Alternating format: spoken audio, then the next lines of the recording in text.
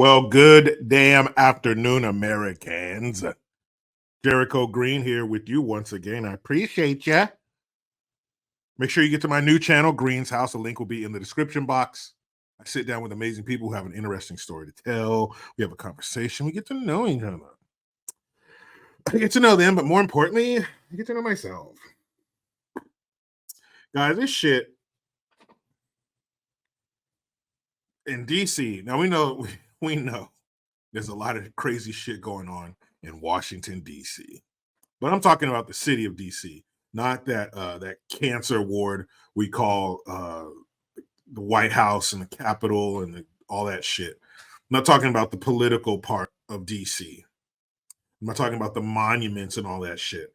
I'm talking about the city of DC. And they're enacting, they voted on it this week. The first vote, second vote will make it law, and it will probably pass because it passed pretty easy the first time. But it's called DC Secure. And it's a way for them to create drug-free zones, which sounds good on the surface, but when we get into it, you realize how stupid it is. Also, you couple that with the fact that they are reducing sentences for carjackings and other crimes. So on one hand, with your left hand, you're getting tough with crime, but in your right hand, you're lightening the sentences for them. For like carjacking, it was with a gun. They dropped it from 40 years to 21 years, and then without a gun, they're dropping it from 24 years to 18 years. Why? If a sentence is changed at all, it should go up. Right? Especially for something like carjacking. This isn't like, well, it was identity theft or fraud. They stole their debit card.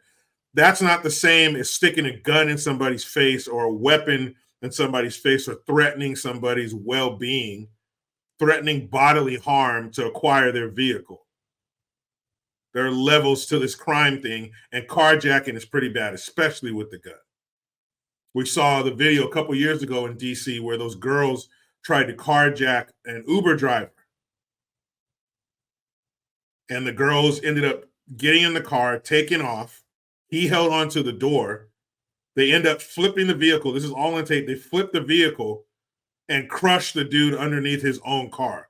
Girls were like 14 to 15 or something like that. Young. Killed the dude.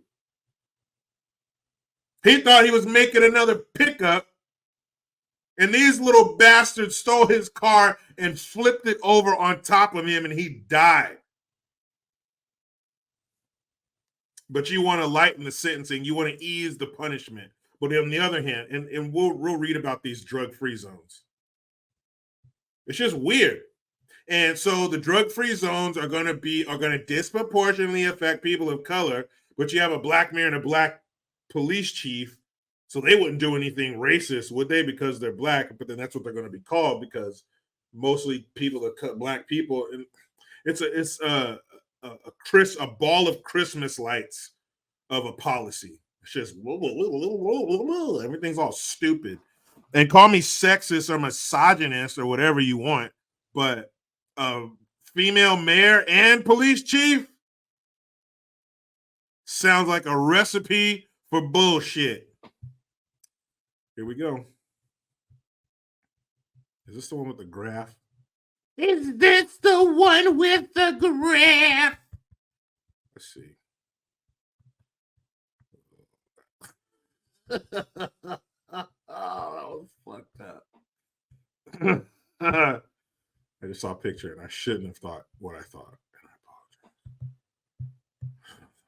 apologize. Wait a minute. One of them had a graph and it showed. Oh, here we go. Okay. Crime in DC. This is as of October of last year, so but a few months ago. Okay. All right, here it is. Here's the graph. Crime in DC. Homicide. Up. Same period in assault. Up by a little bit. It was 1161. Now it's at 12, or then it was at 1200. So I'm sure they had a few more assaults between October and the end of the year. Robbery, robbery, 3,136 at the same time in 2022 at 4,406. So that's up by over that was 1,300. 1,300 more. Now let's get into the big leagues. Motor vehicle theft. And it was first one was up by 33, other one was up by 3, and then the last one was up. Wait, let's see. Hold on. Okay, so homicide up by 33%, assault up by 3, and then robbery up by 40%. And that was just, like I said, just up until October. I'm sure they finished strong November, December in DC. Motor vehicle theft up 102% from 2,866 to 5,787.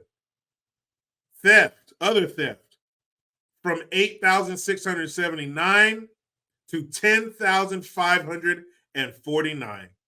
Overall crimes, 21,919 to 27,923, up 27%. Damn. It's a lot, DC. And there you go. You got the mayor right here, Mayor Muriel Bowser. And then you have the police chief right here, the female police chief. Female leadership, strong, black, independent woman, black girl magic. Yes, queen, and your city is a runny shit sandwich.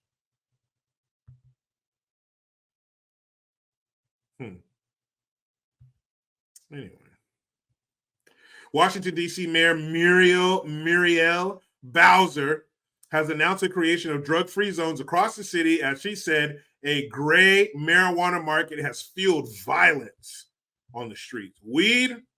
I don't know about that.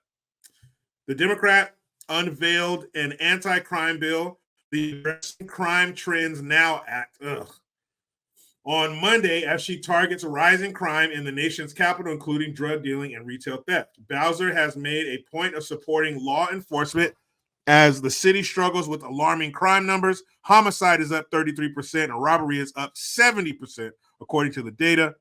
There have been 225 murders so far this year. So this must have been for 2023. Because, damn, I hope DC don't have that many homicides. We just got out of February. Okay, so the new measure would allow the Metro Police Department chief to declare drug-free zones across the city for 120 hours at a time in order to address open-air drug markets and loitering.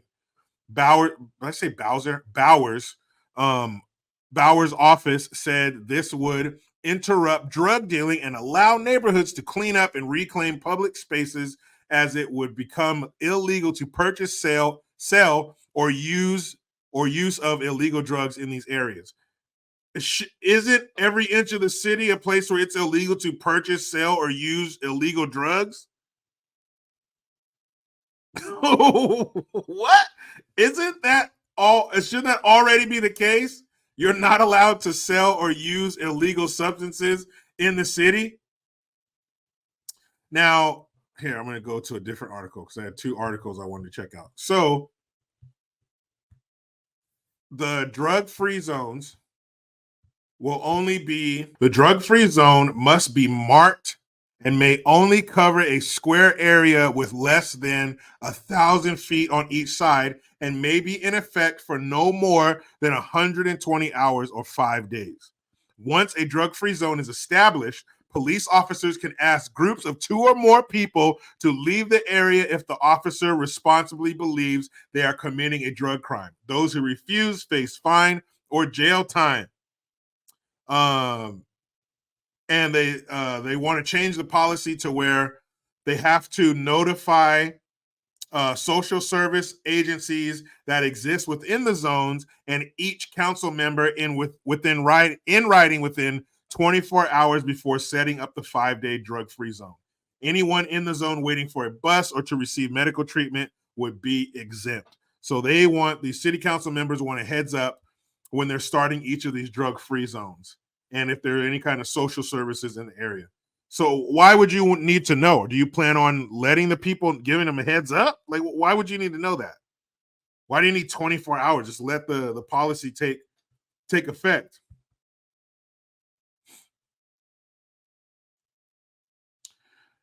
That is weird. So it can't be more than 1,000 feet, and it can only last for up to 5 days. So do you keep coming back to the same problem areas until they move on? Because 5 days isn't that long. And why such a small area? I mean, it's a good sized area, but why not bigger? Why not say like an entire block? And so you heard in there, now the police chief has the authority to have his officers break up groups of 2 or more people, can frisk them.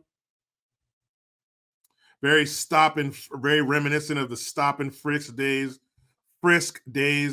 of New York City. So what you're going to have is you're going to have a bunch of images, and I'm sure they're going to love these images because these are big logs that they can throw on the America's racist campfire. But you're going to have images of police, arresting and patting down people of color, and it's going to come down to whether the mayor wants to stick with it and keep the city safe, or you're going to bend under the pressure of the racism brigade.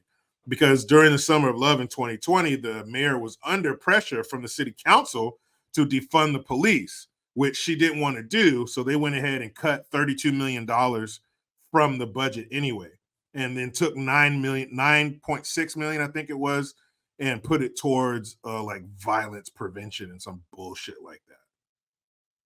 So it's going to be interesting, these drug-free zones. I mean, something has to be done, but I think there needs to be a connection between the street level and the legal system where they hand out the punishment.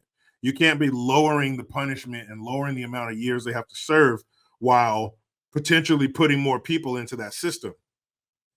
Because now you're going to clamp down on these areas, and I'm sure somebody's going to resist or not want to leave. So you're going to have people getting arrested and put in jail. So why lower their sentence? Why not up the sentence to make it more of a deterrent so you don't do this shit no more? I don't know, DC, get your shit together. I always thought that was weird growing up, that Washington, D.C. was so shitty and violent and drug infested. It's right there. The nation's capital is right there. How is right over here a mile away fucked up? I never understood that. A few years ago, I was in Sacramento. I went to the state capitol. You go inside, it looks like a cathedral. The artwork and the woodwork and the paintings and the gallery that you sit in and watch them bang their gavels and go snort coke off of each other's genitals. But you see all that, and then right outside, there's a homeless dude pissing and shitting and throwing up in the same spot. There's a rat. They had to close down the park outside of the state capitol because of the rat infestation. You have people camping on the sidewalk. How is that possible? The state capitol, the money, the authority is right there. And it looks like guys are outside. You tell me. You know how it goes. Try to be done with the left, but they just won't let me. Please subscribe, hit that notification bell, because every time it rings, a piece of shit lefty cries. Utilize the Linktree link. Get your ass into the description section. Click that link, like, subscribe, and share my new channel, Green's House. I am Jericho Green, and man, I'm out.